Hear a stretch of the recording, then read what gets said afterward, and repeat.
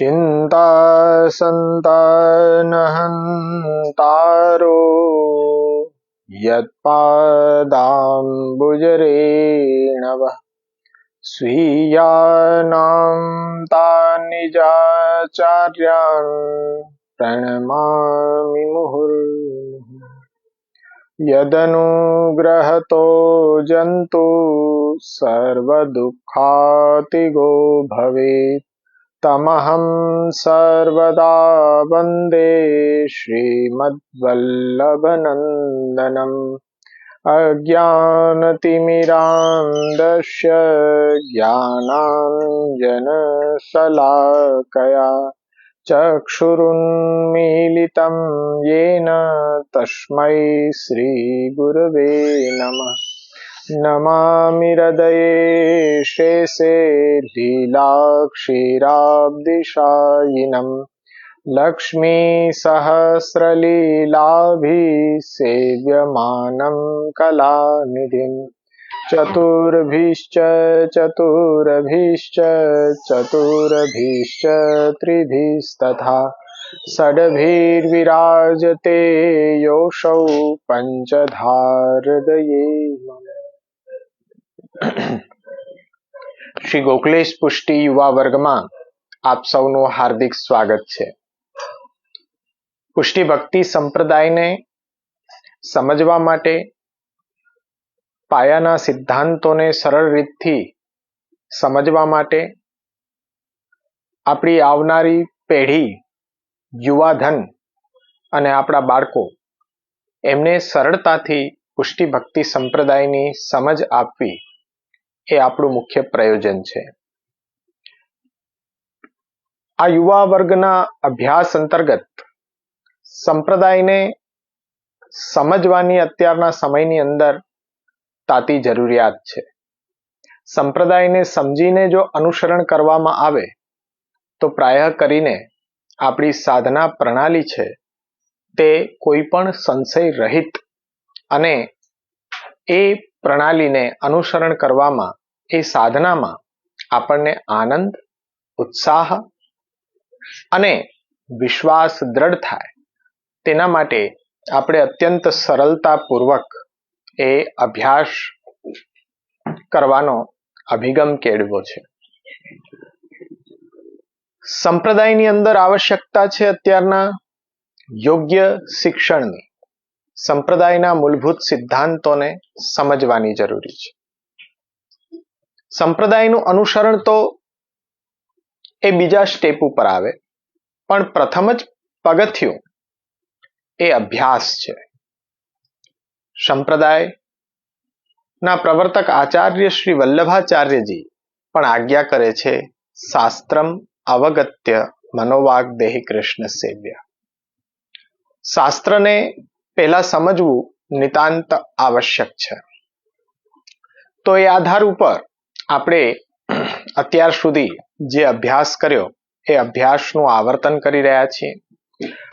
સૌ પ્રથમ આપણે પ્રથમ વિડીયોની અંદર દીક્ષા કોને કહેવાય એની વ્યાખ્યા, દીક્ષા એટલે મંત્રનું દાન અને એ મંત્રદાનના અંગોનો વિચાર કર્યો હતો કે જેની અંદર મંત્રદાતા, મંત્રગ્રહિતા, આપવામાં આવતો મંત્ર, મંત્રની ગોપનીયતા, દીક્ષા સ્થાન, દીક્ષાનો સમય અને ઉપક્રમ એટલે કે ભાવના.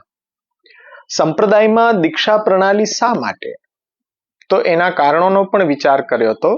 4 કારણો છે: સંકલ્પ, માન્યતા અને પવિત્રતા. પવિત્રતા 2 પ્રકારે, આંતર પવિત્રતા અને બાહ્ય પવિત્રતા, અને યોગ્યતા.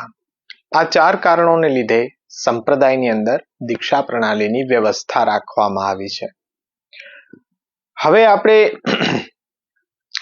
આજે આ વિડીયોના મારફતે પુષ્ટિ માર્ગીય જે દીક્ષા છે એનો વિચાર આગળ વધારી રહ્યા છીએ.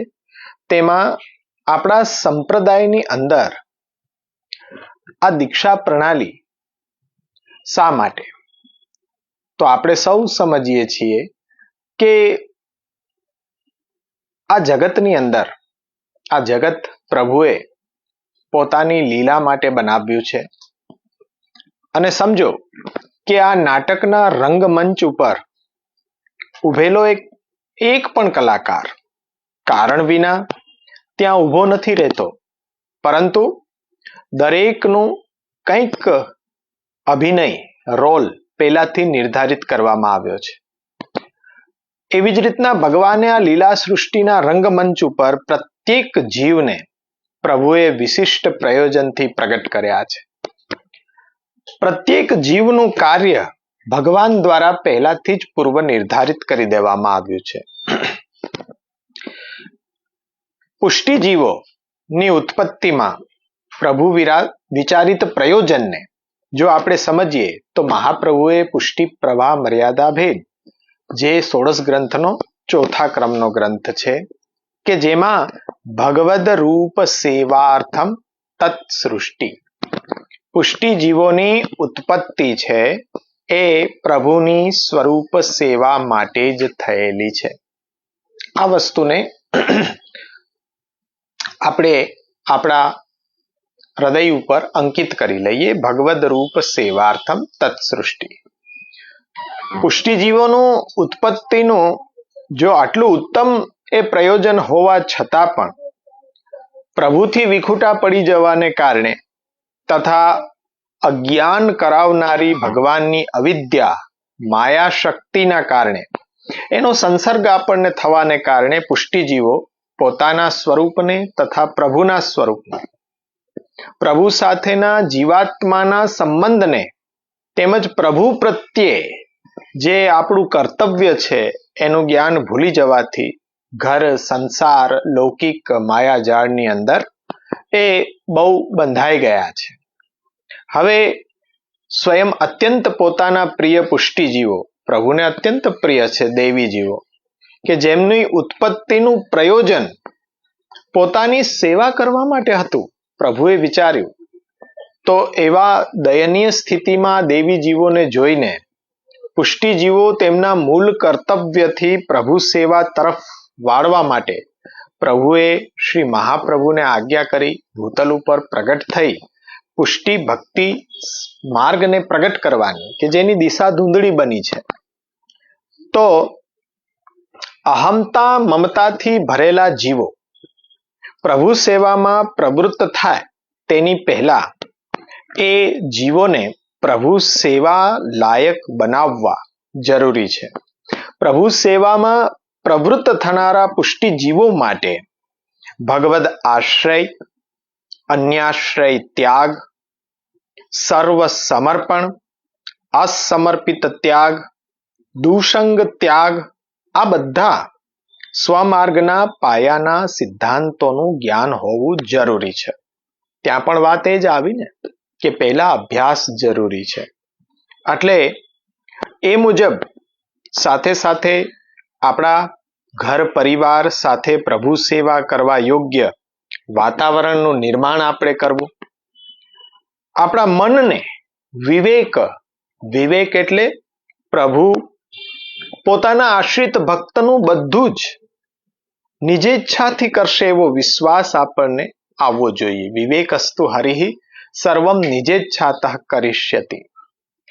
ધૈર્ય પ્રભુની જેવી લીલા છે તેમ જાણીને મરણ પર્યંતના બધા દુઃખો છે એને સહન કરવા, તેમજ આશ્રય આલોક તેમજ પરલોક સંબંધી દરેક બાબતોની અંદર બધી જ રીતે કૃષ્ણ આપણા રક્ષક છે, એને આશ્રય કહેવાય. તો આ વિવેક, ધૈર્ય, આશ્રય આપણી અંદર દ્રઢ થાય અને આપણું શરીર સેવા યોગ્ય બને એ આવશ્યક છે. પરંતુ આ બધી જ યોગ્યતાઓ મેળવવા માટે જેમ આપણે વર્તમાન સમયમાં આધુનિક શિક્ષણ વ્યવસ્થા એ જોઈ રહ્યા છીએ કે પ્રાથમિક શાળા હોય, મહાપ્રભુજીએ પુષ્ટિ માર્ગની સૌ પ્રથમ પુષ્ટિ માર્ગમાં શરણાગતિ, શરણ માર્ગની જોગવાઈ કરી છે. અષ્ટાક્ષર મહામંત્રની દીક્ષા દ્વારા પ્રભુ સેવા કરવા ઈચ્છુક જીવને સૌ પ્રથમ શરણ માર્ગની અંદર પ્રવેશ આપવામાં આવે છે.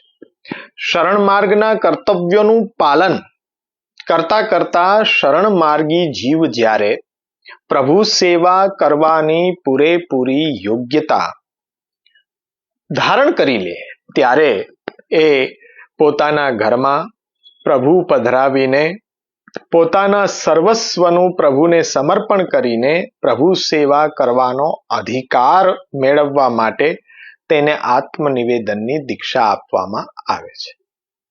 હવે આપણા પુષ્ટિ માર્ગના અંતર્ગત શરણ માર્ગ તેમજ સમર્પણ માર્ગ, આ બે માર્ગો છે મુખ્ય, શરણ માર્ગ અને સમર્પણ માર્ગ. આ બે માર્ગોમાં પ્રવેશ કરાવવા માટે અનુક્રમે શરણ દીક્ષા તેમજ સમર્પણ દીક્ષા, આ બે દીક્ષા આપણા સંપ્રદાયની અતિ મહત્વની દીક્ષાઓ છે. શરણ દીક્ષાને આપણે અષ્ટાક્ષર દીક્ષા પણ કહીએ, અષ્ટાક્ષર મંત્ર આપણે સાંભળીએ છીએ, જેને નામ દીક્ષા પણ કહેવાય. અને એ નામ દીક્ષા કહો કે શરણ દીક્ષા કહો, એ બંને એક જ છે.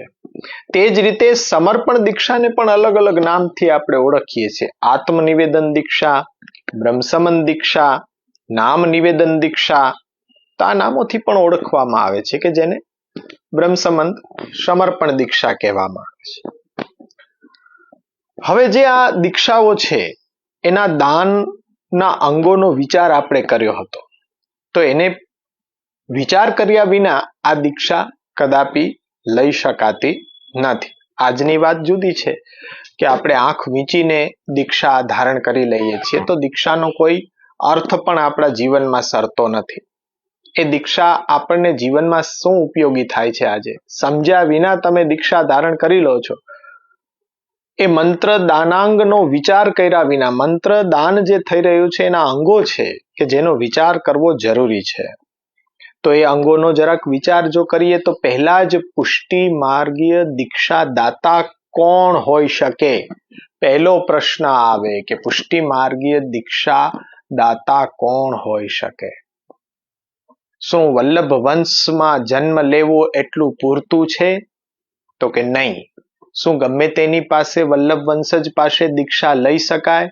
મહાપ્રભુજી એ આજ્ઞા કરતા નથી. તો કેવી રીતના, કોણ અધિકારી દીક્ષા દેવાનો, દીક્ષાદાતા કેવો હોવો જોઈએ, એની સમજ આપણને હોવી જોઈએ. આજે તો આંખ વીંચીને આપણે લઈ લઈએ છીએ. નહીં, શરૂઆત સાચી આપણી યુવા પેઢીને, આપણી શરૂઆત ગમે તેમ થઈ હોય પણ આપણી આવનાર પેઢીને સશક્ત બનાવવાનો સંકલ્પ આપણે લેવો જોઈએ. યોગ્ય શિક્ષણ આપણે સમજી અને એમને સમજાવવું જોઈએ. એના માટે જ જો આ વિડીયો મારફતે પણ એ સમજ જો યુવા ધનને પ્રાપ્ત થઈ જાય તો પણ શ્રી મહાપ્રભુજીની સંપ્રદાયની એ ઉત્તમ સેવા છે. કમસે કમ મારું જીવન તો સફળ થઈ જાય, અન્યથા વૃથા તજન્મ ભૂતલે. બાકી તો ભૂમિનું ભાર કરવા માટે આ ભૂતલ ઉપર આવ્યા એવું થશે. એટલે આપણા કર્તવ્યમાં આપણે પ્રમાણિક રહેવું જોઈએ.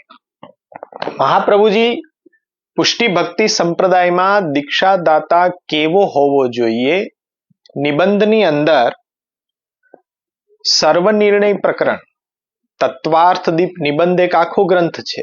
તેના 3 વિભાગ છે. પ્રથમ વિભાગ શાસ્ત્રાર્થ પ્રકરણ, બીજો વિભાગ સર્વનિર્ણય પ્રકરણ અને ત્રીજો વિભાગ ભાગવતાર્થ પ્રકરણ. આ ત્રણેય વિભાગો મળીને તત્વાર્થદીપ નિબંધ ગ્રંથ કહેવાય છે. તેમાં સર્વનિર્ણય જે બીજો ભાગ છે તેની 227મી કારિકાની અંદર શ્રી મહાપ્રભુજી આ ઉલ્લેખ કરે છે પ્રમાણ સાથે. કોઈ એમ કહે કે દીક્ષાદાતાની પરખ, દીક્ષાદાતા કેવો હોવો જોઈએ, દીક્ષાદાતાની અંદર કયા લક્ષણો હોવા જોઈએ, શું દીક્ષાદાતાની એ કસોટી કરી શકાય? હા, મહાપ્રભુજી આજ્ઞા આપે છે કે દીક્ષાદાતાની પહેલી પરીક્ષા અનુયાયી છાત્ર શિષ્ય ગણે લેવી જોઈએ, ગુરુની પરીક્ષા. કોઈ પણ સંપ્રદાયમાં ગુરુ છે એ શિષ્યની પરીક્ષા લે એવું જોવામાં આવે છે, પણ શિષ્ય પહેલા ગુરુની પરખ કરે, કસોટી કરે, પરીક્ષા કરે. એક જ સંપ્રદાય પુષ્ટિ ભક્તિ સંપ્રદાય છે કે જ્યાં ગુરુની કસોટી પહેલા શિષ્ય ગણે કરવી જોઈએ. કઈ રીતના કરવી? મહાપ્રભુજીના વચન છે. સર્વનિર્ણયની 227મી કારિકા, પ્રમાણ સાથે વાત કરવાની. એ કારિકામાં શું આજ્ઞા કરે છે મહાપ્રભુજી? કૃષ્ણ સેવા પરમ વીક્ષ્ય દંભાદિરહિતમ નરમ શ્રી ભાગવત તત્વજ્ઞમ ભજે જિજ્ઞાસુર આદરાત. તો આ કારિકા કહેવાની. હવે એને સમજીએ કે એનો ભાવાર્થ શું થાય. તો કે સમજો, દીક્ષા આપનાર પુરુષ કૃષ્ણ સેવામાં તત્પર છે કે નહીં, દંભ, કામ, ક્રોધ, લોભ, પ્રતિષ્ઠા એની લાલસા જેવા દુર્ગુણોથી રહિત છે કે નહીં, તેમજ શ્રીમદ ભાગવત પુરાણના મર્મનો જાણકાર છે કે નહીં, આટલા લક્ષણો ઝીણવટપૂર્વક ચકાસી લીધા પછી જો આવા લક્ષણો તેમાં આપણને દેખાય તો તેને ગુરુ બનાવવા જોઈએ. આ લક્ષણો ફરજિયાત છે. કૃષ્ણ સેવા પરાયણ હોવો, દંભ આદિ દુર્ગુણોથી રહિત હોવો, શ્રીમદ ભાગવતને પરંપરાથી અધિત શ્રવણ કરેલો, અભ્યાસ કરેલો, કમસે કમ એટલું તો સમજતો જ હોવો જોઈએ કે પુષ્ટિ ભક્તિ સંપ્રદાયને ભાગવત પાસે ભક્તિ જ જોઈએ છે ને ભક્તિ કેવી રીતના આવી રહી છે ભાગવતમાંથી એટલું તો જાણકાર હોવો જ જોઈએ. તો કૃષ્ણ સેવા પરાયણતા, દંભાદિક રહિતતા, શ્રી ભાગવત તત્વજ્ઞતા અને નરત્વ, આ 4 લક્ષણો ચકાસણી કરવા જોઈએ. આ 4 લક્ષણો પુષ્ટિ ભક્તિ સંપ્રદાયની દીક્ષા લેતા પહેલા એ વ્યક્તિ કે જેને તમે ગુરુ ધારણ કરવા જઈ રહ્યા છો તો એ ગુરુની અંદર આ લક્ષણો હોવા જરૂરી છે. આંખ વીંચીને ગુરુ ધારણ કરી શકાય નહીં. હવે સમજીએ કે શું છે કૃષ્ણ સેવા પરાયણતા. બહુ સ્પષ્ટ વાત છે અને આ સીધી સમજ છે, ખાસ કરીને યુવાઓ માટે. સંપ્રદાય કેટલો વિલક્ષણ છે. આજે ભલે આપણે જોઈ રહ્યા છીએ કે એનું સ્વરૂપ વિકૃત બની ગયું છે, પણ સંપ્રદાય એવો નથી. મહાપ્રભુજી જે બતાડી રહ્યા છે સંપ્રદાય અત્યંત દિવ્ય છે. કૃષ્ણ સેવાનો, કૃષ્ણ કથાનો, કૃષ્ણની અનન્ય શરણાગતિનો અતિ શુદ્ધ સંપ્રદાય છે કે જ્યાં કોઈ વિકાર નથી. પણ આજે જે વિકારો દેખાય છે, જે વિકૃતિઓ દેખાય છે એ આપણે ઊભી કરેલી વિકૃતિઓ છે. સંપ્રદાય એવો નથી. કૃષ્ણ સેવા પરાયણતા એટલે શું સમજો. જો ગુરુ પ્રભુની સેવા કરવાનો ઉપદેશ શિષ્યને આપતો હોય, તે પોતે જો પ્રભુ સેવાને ઉત્તમ ગણતો હોય તો શા માટે પોતે પણ પ્રભુ સેવામાં તત્પર ન થાય? પોતે શા માટે પ્રભુ સેવામાં તત્પર ન થાય? આજે કેમ એ પ્રભુ સેવામાં પાછળ રહે છે? કેમ વ્યક્તિઓ રાખીને, નોકર ચાકરો રાખીને સેવા કરાવડાવી રહ્યો છે? પોતે જ કેમ સેવાનો લાભ નથી લેતો? તેથી જે પ્રભુ સેવામાં તત્પર હોય તેને જ ગુરુ બનાવવો જોઈએ. તેને જ ગુરુ બનાવવો જોઈએ. મહાપ્રભુજીના આ વિધાનનો સાર એ જ છે કે ગુરુ જે સદ ઉપદેશ કરે છે તેને જો પ્રથમ પોતાના આચરણમાં નથી મૂકતો તો તેવા આચરણ વિહીન કોરા ઉપદેશોનો પ્રભાવ શિષ્ય ઉપર ક્યારેય એ પડી શકતો નથી. આપણામાં કહેવત છે ને કે ડાઈ સાસરે જાય નહીં અને ગાંડીને શિખામણ આપે. એટલે જેવો ઘાટ ન થાય તે માટે જે કર્તવ્યનો ઉપદેશ પોતે કરે છે તેને ગુરુ પોતાના આચરણમાં મૂકે પછી એ શિષ્યને ઉપદેશ કરે તો તે ઉત્તમ ઉપદેશ ગણાય. આજે પર ઉપદેશે પાંડિત્ય છે. પોતાના જીવનમાં આચરણમાં નથી મૂકતા અને ખાલી કહેવા માટે રાખે છે, એ ન હોવું જોઈએ. એટલે ગુરુ કર્તવ્યના પાલનમાં નિષ્ઠાવાળો હોવો જોઈએ. એ આપણને દર્શન થવા જોઈએ. બીજો ગુણ છે દંભાદિક રહિતતા. એટલે શું? તો મહાપ્રભુજી આજ્ઞા કરે છે કે ચાલો કૃષ્ણ સેવા પરાયણ, કૃષ્ણની સેવામાં પરાયણ આજે તમે નથી કહેતા કે જાહેરમાં ખાલી આરતી ઉતારતો હોય, જાહેરમાં સર્વજન હિતાય સર્વજન સુખાય, એ રીતના ભગવત સેવા ન થઈ શકે. ભગવત સેવા અતિ ગુપ્ત પ્રકાર છે. પોતાના ઘરની અંદર જ ગુપ્તતાથી સેવાનો પ્રકારનો નિભાવ કરવો જોઈએ. જેમ શિષ્યગણ કરે એ જ રીતના ગુરુએ કરવું જોઈએ, જાહેર ન કરવા જોઈએ. તો પ્રભુ સેવા પરાયણ હોય કોઈ તો અટકી નહીં જવાનું, પણ પ્રભુ સેવા પરાયણ હોય તેને જ ગુરુ બનાવવા છે આપણે.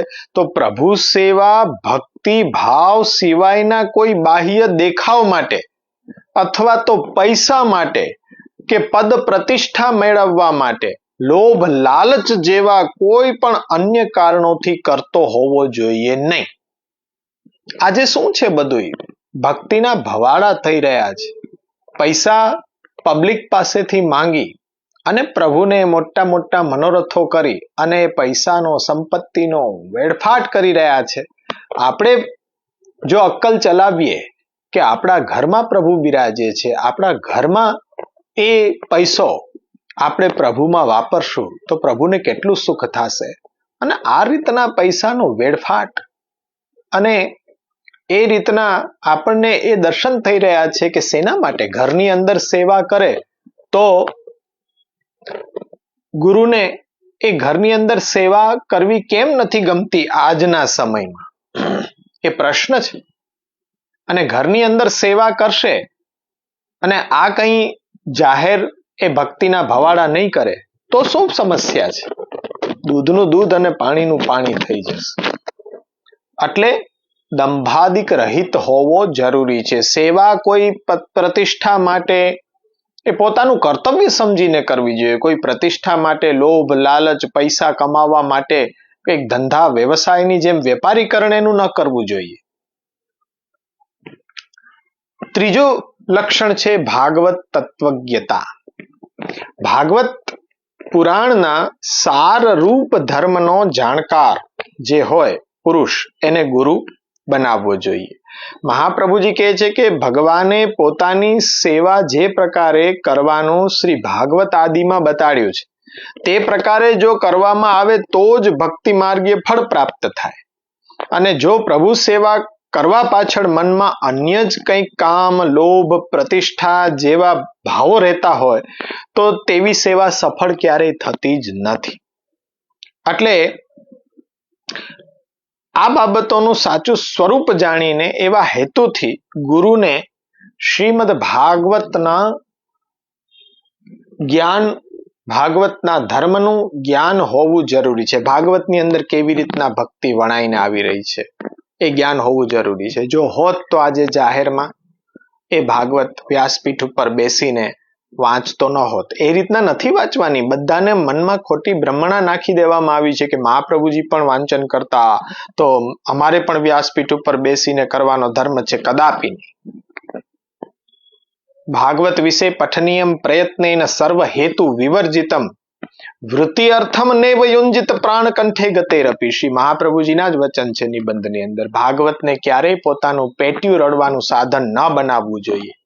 ભાગવત વેચાતું હોય તો ખરીદનાર આપણે ન જ બનવું જોઈએ. આપણે તો કમસે કમ જાગી જઈએ. ચોથો નરત્વ. નરત્વ એટલે શું? સર્વોત્તમ સ્તોત્રમાં શ્રી ગુસાઈજી મહાપ્રભુજીને ભુવિ ભક્તિ પ્રચારેક કૃતે સ્વાન્યવય કૃત પિતા. પુષ્ટિ જીવોમાં પુષ્ટિ ભક્તિનો પ્રચાર ભવિષ્યમાં પણ થતો રહે તેવા હેતુથી શ્રી ગુસાઈજીના પિતા શ્રી મહાપ્રભુજીએ પોતાના વંશને પ્રગટ કર્યો છે.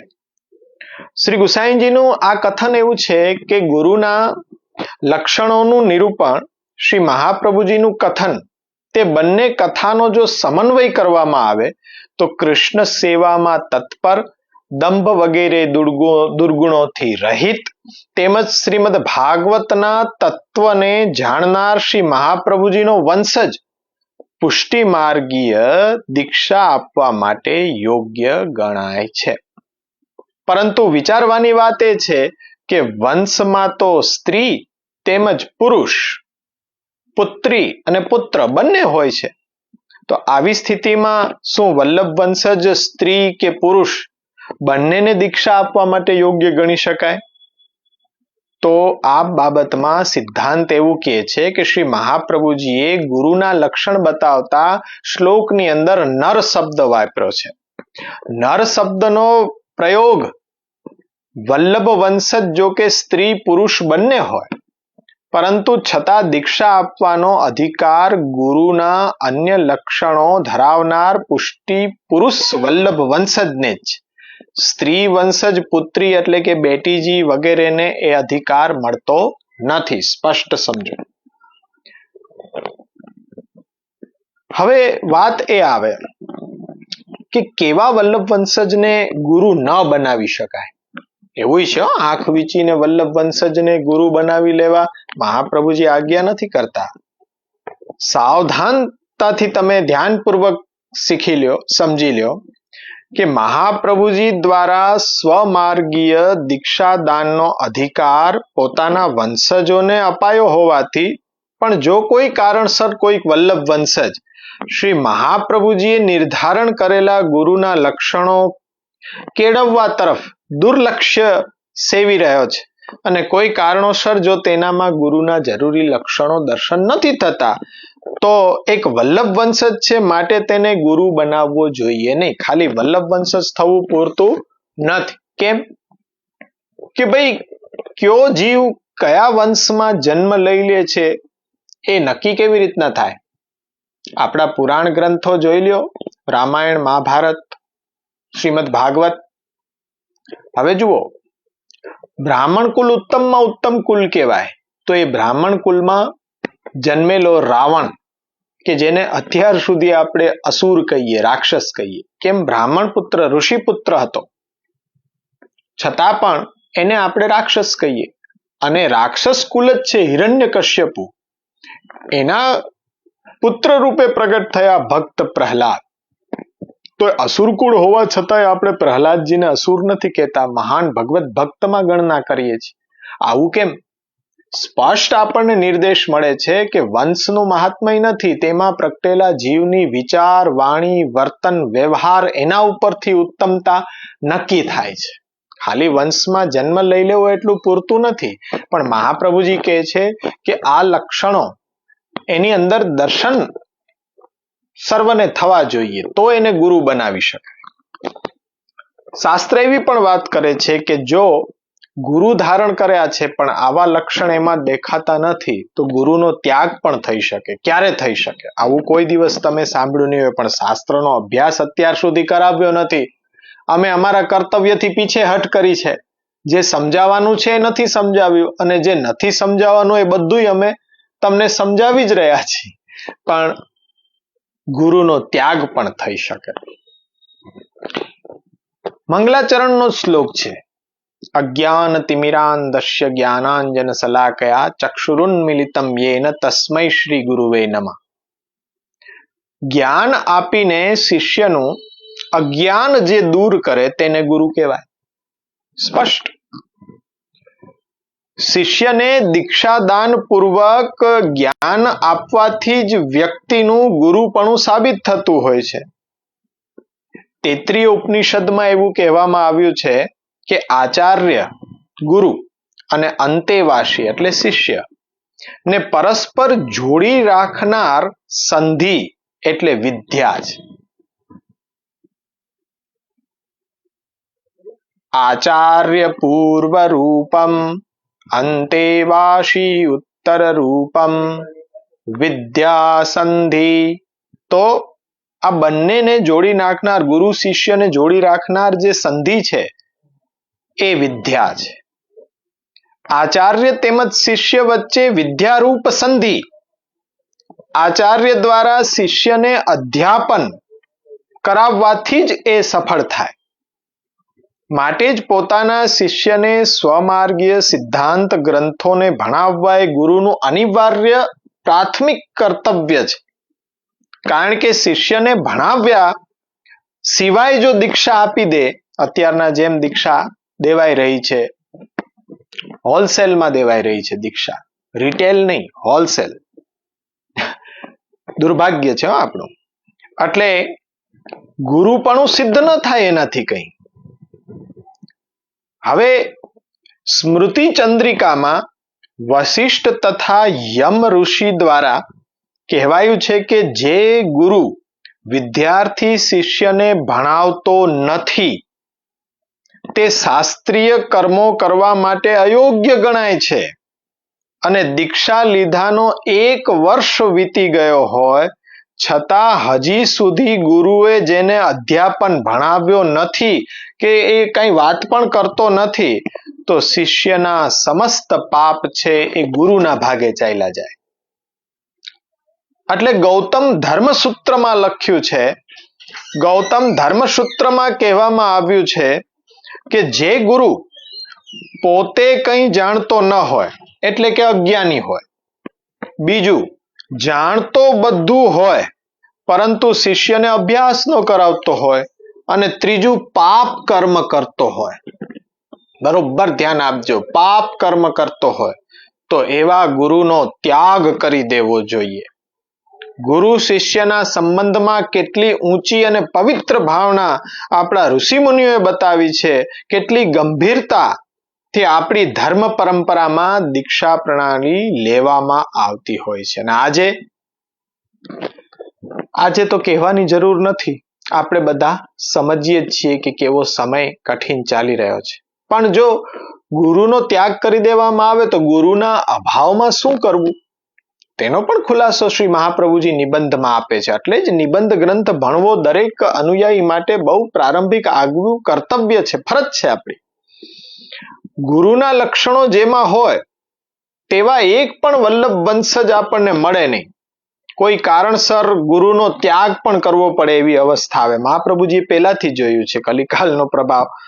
તો ગુરુનો ત્યાગ કરવો પડે એવી પરિસ્થિતિમાં જો કોઈક ભગવત કૃપા પાત્ર જીવમાં શ્રી મહાપ્રભુજીના માર્ગ અનુસાર પ્રભુ સેવા સ્મરણમય જીવન જીવવાની તાલાવેલી જાગે તો એવી પરિસ્થિતિમાં એને શું કરવું? હવે આપણે બધા પણ એ દૂધના દાઈજા છાસ ફૂકીને પીએ એવા છીએ ને, એટલે ગુરુના અભાવમાં શું આવા ઉત્તમ માર્ગથી દૂર રહી જવું? નહીં. અને સમસ્યાનું સમાધાન મહાપ્રભુજીએ સ્વયં નિબંધ ગ્રંથની અંદર આપેલું છે. તેના ઉપર શ્રી પુરુષોત્તમજી આવરણ ભંગ ટીકા લખી છે, અને એ આવરણ ભંગ ટીકામાં આપ સ્પષ્ટ બતાડે છે કે મહાપ્રભુજી જે આજ્ઞા કરે છે, તદ અભાવે સ્વયં વાપી મૂર્તિ કૃત્વા હરે ક્વચિત પરિચર્યામ સદા કુર્યાત તદ્રૂપમ તત્ર ચ સ્થિતમ. ગુરુના લક્ષણો ધરાવનાર એક પણ વલ્લભ વંશજ પુરુષ ન મળતો હોય એવી સ્થિતિમાં શ્રી મહાપ્રભુજીએ તો સમગ્ર માર્ગના ગુરુ છે, ગુરુપદ પોતાના સુધી સીમિત કરી લીધું છે. માટે શ્રી મહાપ્રભુજીના ચિત્રજી ઘરમાં પધરાવી એમને ગુરુ માની અને માર્ગની રીતે પ્રભુ સેવા સ્મરણમાં જાતે જ આપણે પ્રવૃત્ત થઈ જવું જોઈએ. આવી સ્થિતિમાં માર્ગની સમજ કોની પાસેથી મેળવવી, તો એ બાબતમાં પુરુષોત્તમજી ત્યાં ખુલાસો કરે છે કે જેઓ જાતે જ ભગવત સેવા કરતા થયા હોય તે સેવા પ્રકાર વિષયમાં જો કોઈ વિશેષ માહિતી મેળવવા માંગતા હોય તો કોઈક જાણકાર ભગવદીય દ્વારા તે માહિતી એ મેળવી શકે છે. બરોબર જાણીને કે મહાપ્રભુજીના સિદ્ધાંત સહમત સેવા પરાયણ કોઈ મળી જાય તો એ તો પ્રભુ જ કૃપા કરે, મહાપ્રભુ કૃપા કરે ને અવશ્ય એ વ્યક્તિ એવો મળી જાય કે જે આપણને શ્રી મહાપ્રભુજીના સિદ્ધાંત સહમત સેવા સ્મરણનો પ્રકાર બતાવે. શ્રી હરિરાયજીએ પણ સ્વમાર્ગીય શરણ સમર્પણ સેવાદી નિરૂપણમ ગ્રંથની અંદર આજ્ઞા કરે છે કે આધુનિક વલ્લભ વંશજમાં જો ગુરુના લક્ષણ ન જોવા મળે પરંતુ તેવો ઉપદેશ જો સર્વલક્ષણ સંપન્ન શ્રી ગુરુ શ્રી મહાપ્રભુજીના સિદ્ધાંત અનુસાર આપતા હોય તો તેવો ઉપદેશ સદગુરુની ઉપદેશની માફક જ ફલ આપી શકે. પણ આપણે એમ કહે ને કે જો ભલે લક્ષણ ન દેખાતા હોય પણ કે છે તો બધું સિદ્ધાંતનું ને, પેલા જ વાત થઈ ગઈ કે પર ઉપદેશે પાંડિત્ય ન હોય, ખાલી સિદ્ધાંત કહેવા માટે નથી, આચરણમાં જો ગુરુ મૂકે ને તો જ એ શિષ્ય ઉપર પ્રભાવ પાડી શકે, બાકી એ પ્રભાવ પડી શકે નહીં. પરંતુ આવો આધુનિક વલ્લભ વંશજની બુદ્ધિ દુસંગથી બગડેલી હોવી જોઈએ નહીં. પૈસા કે પ્રતિષ્ઠાની લાલચમાં, અન્ય આશ્રય, આવા દોષોથી, માર્ગના સિદ્ધાંતોથી વિપરીત તો એ જતો નથી ને, એની પૂરેપૂરી ચકાસણી કરી લેવી જોઈએ. એટલે આધુનિક ઉપદેશકો જો શ્રી મહાપ્રભુજીના સિદ્ધાંતોથી વિપરીત ઉપદેશ કે જેમ કે સેવાના 3 પ્રકાર, તનુજા, વિતજા, માનસી, પુષ્ટિ માર્ગમાં ક્યાંય દેવ દ્રવ્ય નથી થતું, પુષ્ટિ માર્ગમાં મંદિર સેવા અને ગ્રહ સેવા 2 પ્રકારની સેવા છે, આ બધા દુસંગી જીવો છે. સાર્વજનિક મંદિર સેવા પ્રકાર પુષ્ટિ માર્ગમાં પહેલેથી જ માન્ય છે, સિદ્ધાંતો બધા વૈષ્ણવ માટે છે, વંશજો માટે નથી, ગુરુ માટે નથી, દેવ દ્રવ્યનો પ્રસાદ ખાઈ શકાય, કોઈ દોષ નથી લાગતો, કોઈને મર્યા પાછળ ભાગવત બેસાડી શકાય છૂટથી, વૈષ્ણવના ઠાકોરજી પુરુષોત્તમ નથી અને ગુરુ તરીકે બિરાજતા હોય છે એનાથી કંઈક ઉતરતી કક્ષાના હોય છે, જ્યારે ગુરુના ઠાકોરજી ચડિયાતા હોય છે. હવેલી મંદિરોમાં ભેટ સામગ્રી ઠાકોરજી માટે આપવા જોઈએ, ઠાકોરજીના મનોરથો ખૂબ કરાવવા જોઈએ, બાંધેલો નેગ ઘટાડવો ક્યારેય ન જોઈએ. આવા માર્ગ વિપરીત ઉપદેશો અત્યારના મળતા હોય છે. આવા માર્ગ વિરુદ્ધ, મહાપ્રભુજીના વચનોથી વિરુદ્ધ ઉપદેશો મળતા હોય છે. કદાપી આમાં ફસાવું નહીં અને એનું અનુસરણ કરવું જોઈએ નહીં. ગુરુદ્રોહનો પાપ લાગશે નહીં. સ્પષ્ટ મહાપ્રભુજી આપણા ગુરુ છે, મૂળનું સિંચન કરવાથી ડાળી પાંદડાનું સિંચન આપોઆપ થઈ જાય છે, એટલે મૂળનું સિંચન કરવું જોઈએ. આ હતી પુષ્ટિ માર્ગીય દીક્ષા પ્રણાલીનું પ્રથમ અંગ કે જે દીક્ષા દાતા છે એને કેવી રીતના આપણે ચકાસીને ગુરુ ધારણ કરવા જોઈએ. બીજું, હવે બીજા સ્ટેપ ઉપર આવી રહ્યા છે પુષ્ટિ માર્ગીય શિષ્ય. તો પુષ્ટિ માર્ગીય શિષ્ય એટલે પોતાની સેવા માટે ઉત્પન્ન કરેલા પુષ્ટિ જીવોનું અજ્ઞાન તેમજ સંસાર આસક્તિ છોડાવીને તેમને પ્રભુની સેવામાં જોડવા માટે મહાપ્રભુજીને પુષ્ટિ ભક્તિ માર્ગને પ્રગટ કરવાની મહાપ્રભુજીને ઠાકોરજીએ આજ્ઞા કરી, ભગવાને આજ્ઞા કરી. આ જીવો સર્વ સમર્પણ પૂર્વક મારી સેવા કરે એવી કૃપાપૂર્ણ ઈચ્છાથી પ્રભુની જે જીવો માટે તે પુષ્ટિ જીવો માટે જ આ પુષ્ટિ ભક્તિ માર્ગ છે. દમલા ये मार्ग तेरे लिए प्रकट कियो है. આજે દામોદરદાસ હર્ષાનીજી નો પ્રાગટ્ય ઉત્સવ છે. આપ સૌને દામોદરદાસ હર્ષાનીજીના પ્રાગટ્ય ઉત્સવની ખૂબ હાર્દિક મંગલ બધાઈ. તો આ કારણે પુષ્ટિ માર્ગનો પ્રવેશ માત્ર પુષ્ટિ જીવોને જ આપી શકાય. સિદ્ધાંત રહસ્ય ગ્રંથમાં પુરુષોત્તમજી સ્પષ્ટતા કરી રહ્યા છે કે જેઓ પૂર્વે ભગવત ભક્ત હતા પરંતુ હાલમાં પૃથ્વી ઉપર કોઈ કારણસર અવતર્યા છે તેવા પુષ્ટિ જીવો માટે જ આ પુષ્ટિ માર્ગ છે અને તેઓ જ પુષ્ટિ માર્ગમાં પ્રવેશવાનો અધિકાર ધરાવે છે. બ્રહ્મસંબંધ દ્વારા દોષોની નિવૃત્તિ પણ જે તે જીવોનો બ્રહ્મસંબંધ કરાવવામાં આવે તો જ થાય. અન્ય જીવોને બ્રહ્મસંબંધ કરાવવા છતાં તેઓના દોષો દૂર ન થઈ જાય. કઈ આજે જેને તેને કંઠી પહેરાવી દે છે એના દોષો કઈ દૂર નથી થતા.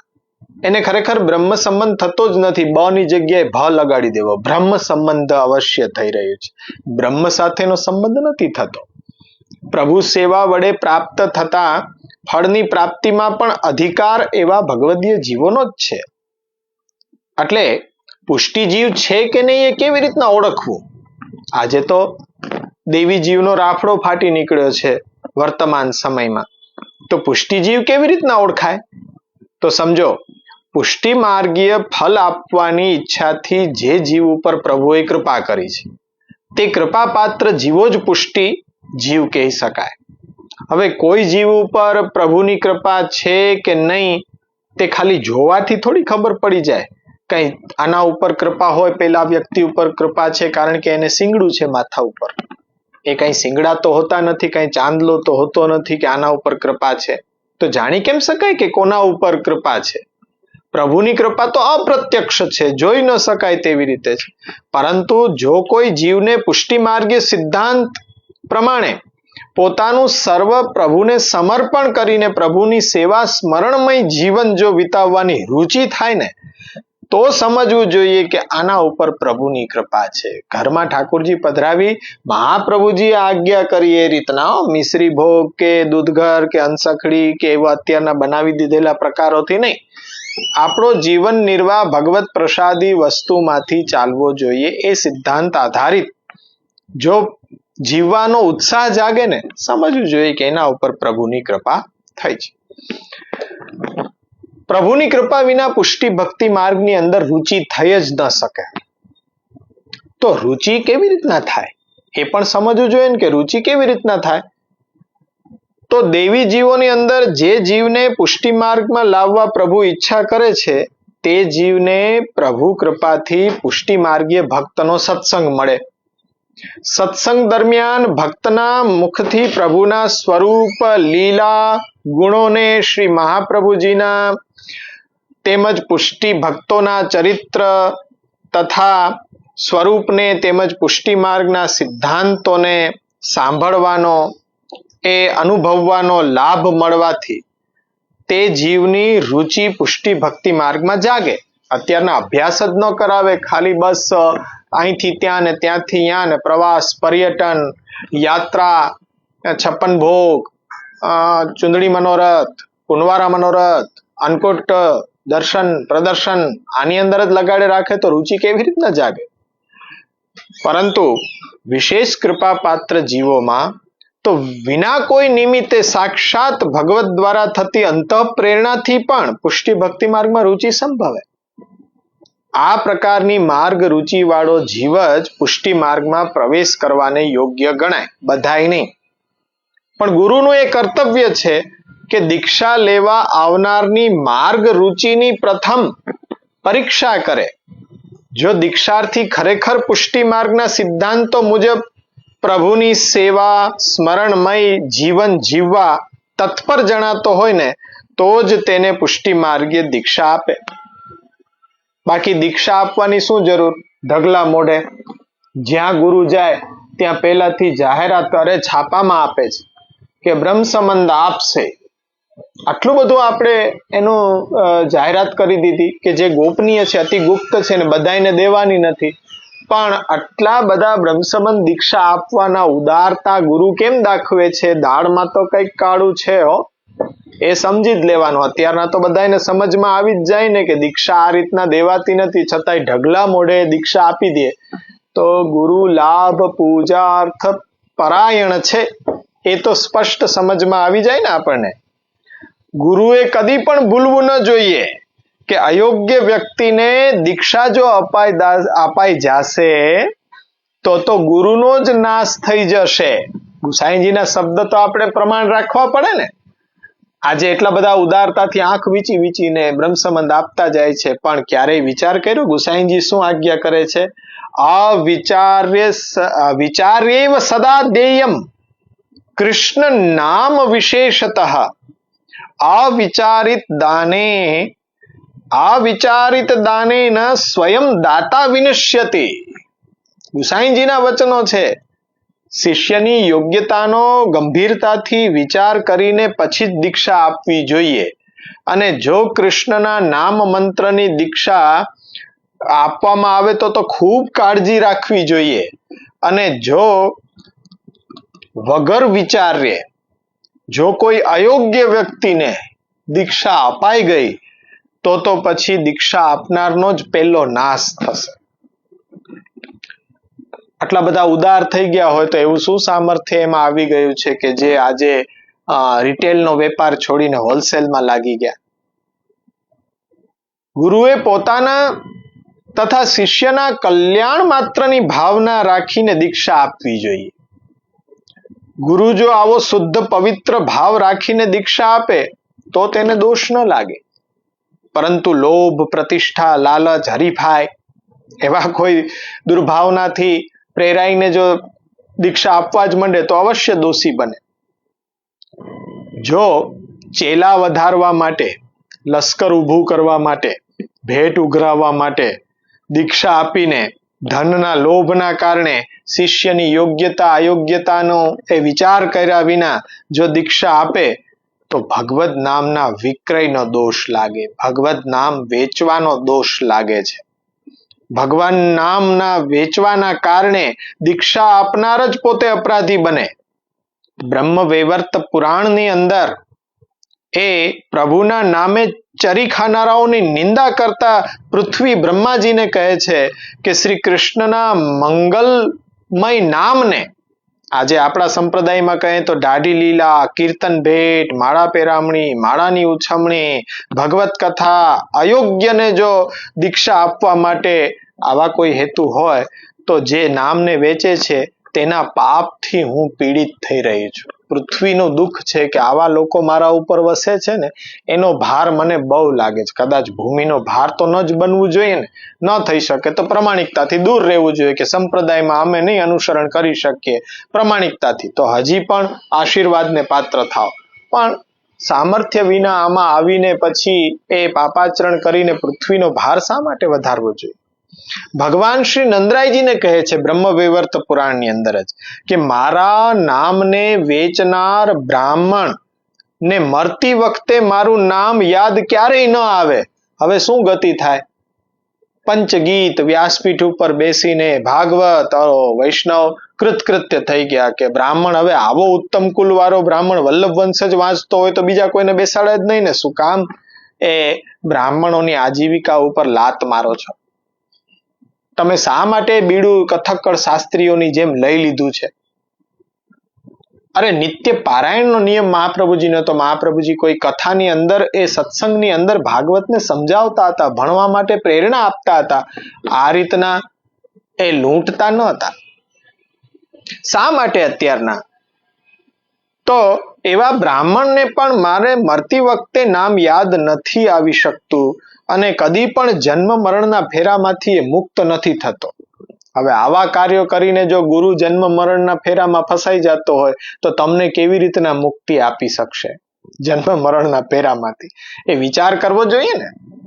એટલે આ બધા ઉપરથી સિદ્ધાંત આપણને એ સમજાય છે કે માર્ગના સિદ્ધાંત મુજબ ચાલવાની ઈચ્છાથી દીક્ષા લેવા વાળો શિષ્ય હોવો જોઈએ, જિજ્ઞાસુ. કૌતુકાદિક વિશિષ્ટ નહીં કે અહીંયા બુંદી મોહનથાળ લાડુ ખાવા મળે છે, કંઠી પહેરવી જરૂરી છે એટલે પહેરી લઈએ, નહીં. માત્ર દીક્ષા લઈને જો રહી જાય પરંતુ માર્ગના સિદ્ધાંત પ્રમાણે જો વર્તે નહીં, આચરણ ન કરે તો એને ઢોંગી પાખંડી શિષ્ય કહેવાય. એ શિષ્ય કહેવાય જ નહીં. એટલે પાખંડી શિષ્ય બનાવવાથી ખુદ ગુરુની અયોગ્યતા તેમજ માર્ગ પ્રત્યે બેદરકારીનું પ્રદર્શન થાય કે માર્ગ પ્રત્યે સજાગ નથી. ટ્રાફિક પોલીસને ઊભો કેમ રાખ્યો હોય કે વન વે છે એ ટુ વે ન થઈ જાય, પણ આપણે એમ જોઈએ કે વન વે છે, ટ્રાફિક પોલીસ ઊભો છે, છતાંય ટુ વે ચાલુ છે. કેમ થઈ જતું હશે? સમજી જાઓ ને. કરપ્શન, ભ્રષ્ટાચાર, પુષ્ટિ માર્ગ પણ બાકાત નથી આ ભ્રષ્ટાચારથી. અહીંયા કરપ્શન ચાલે છે કે કૃષ્ણ પ્રત્યે જેનું પ્રીતિ છે, સ્નેહ છે, એવા તો ભાગ્યે જ આંગળીના વેઢે ગણી શકાય એટલા વ્યક્તિ મળે. પણ આજે જેને જુઓ તેને બધાને બ્રહ્મ સમાન, બધા વૈષ્ણવ થઈ ગયા. થોડું એટલું તો વિચારો, આપણે પ્રભુ કૃપાથી એ દાળ ભાત શાક રોટલી જમીએ છીએ, ઘાસચારો તો નથી ચરતા, એટલું તો આપણને ખ્યાલ આવે ને કે મહાપ્રભુજી ગુસાઈજીના સમયમાં 84-252 વાર્તામાં જુઓ, મહાપ્રભુજી પધાર્યા હોય ને આખા ગામમાંથી ભાગ્યે જ કોઈ એકાદ દેવી જીવ હોય એને શરણે લેવા આપ ત્યાં પધાર્યા હોય. આજની કથા કંઈક અવળી છે. આજે આખું ગામ વૈષ્ણવ હોય પરંતુ એમાંથી કદાચ એકાદ બે બાકાત હોય, બાકી તો બધા નામ દીક્ષા બ્રહ્મ સંબંધ દીક્ષા લેવડાવી જ લેવી. આ કારણ છે કે આપણે આપણા ફલથી વર્જિત છીએ. એટલે ગુરુ બેદરકાર છે. જેમ ડોક્ટર પાસે કોઈ રોગી જાય પરંતુ તે સાજો ન થાય અને એ બીમાર વધારે પડતો જાય તો શું નક્કી થાય? ડોક્ટર છે એ સારો નથી, ડોક્ટર છે એ કાબિલ નથી, ડોક્ટર છે એ બેદરકાર છે, ડોક્ટર યોગ્ય નથી, અયોગ્ય છે. પ્રદર્શન થાય કે નહીં? તેમ જે ગુરુના શિષ્યો સિદ્ધાંત અનુસાર આચરણ નથી કરતા તે અયોગ્ય કે પાખંડી હોય છે, તો તેમાં તેઓના ગુરુની જ અયોગ્યતા છે, બેદરકારી છે, શ્રી મહાપ્રભુજીના માર્ગ પ્રત્યે વફાદારીનો અભાવ છે, સિદ્ધાંત વિપરીત આચરણ થઈ રહ્યું છે સાબિત થઈ જાય છે. એટલે પુષ્ટિ માર્ગનો અનુયાયી કેવો હોવો જોઈએ? દેવી પુષ્ટિ સૃષ્ટિનો જીવ હોવો જોઈએ, માર્ગમાં રુચિ જિજ્ઞાસા વાળો હોવો જોઈએ, પુષ્ટિ માર્ગીય કર્તવ્યનું પાલન કરવા માટે તત્પર હોવો જોઈએ. આ વસ્તુ દીક્ષા દાનના અંગ તરીકે પ્રથમ 2 વસ્તુ આપણે જોઈ. દીક્ષા દાતાનું પરીક્ષણ કેવો હોવો જોઈએ, કોને બનાવવો જોઈએ ગુરુ, અને બીજું શિષ્ય કેવો હોવો જોઈએ. આના પછી આપણે ધીમે ધીમે સને, કારણ કે વિડીયો એટલો જ રાખવો જોઈએ કે જોવાનો છે બધાને, કંટાળો ન આવવો જોઈએ. બાકી જો કથાની જેમ જો 3-3, 4-4 કલાકના વિડીયો થઈ જાય, અત્યારના કોઈ જોવે નહીં, જિજ્ઞાસુ બહુ ઓછા છે. જિજ્ઞાસુ વાળા માટે આશીર્વાદ રૂપ કહેવાય, પણ એક તો ભણવાના જ આળસુ હો તો પછી તમને જેટલો સમય હોય એટલો જ વિડીયો જો આપવામાં આવે તો તમે કંઈક સાંભળવાય તત્પર થાવ, બાકી તો એમને ડિલીટ મારી દો. એટલે આપણે શને શને આગળ વધીએ, આ માધ્યમથી અભ્યાસ કરીએ કે ઘર બેઠા એ અનુયાયીઓને સાચું શિક્ષણ મહાપ્રભુજીની કૃપાથી પ્રાપ્ત થાય, એવો પ્રયત્ન આપણે કરીએ. આજે અહીંયા જ રાખીએ, આશ્રયનું પદગાન કરીએ.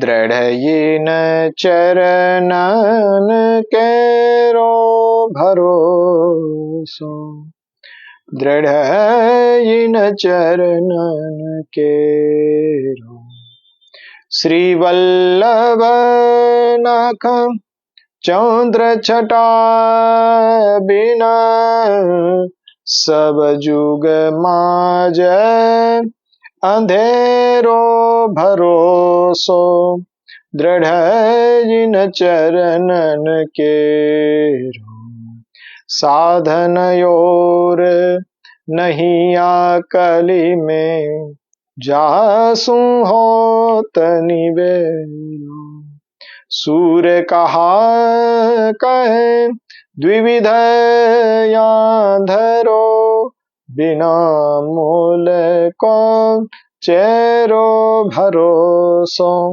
દ્રઢયિન ચરનન કેરો, દ્રઢયિન ચરનન કેરો ભરોસો, દ્રઢયિન ચરનન કેરો. શ્રી વલ્લભાધીશ કી જય, શ્રી ગોપીનાથજી પરમ દયાલ કી જય, શ્રી ગુસાઈજી પરમ દયાલ કી જય. બસ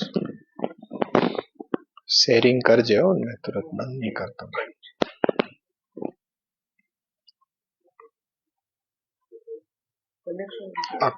अक्षय ने पूछ लो, ये सोए तो नहीं आता है तो आँखों चलिए जाओ लो, बस ऐसा नहीं वे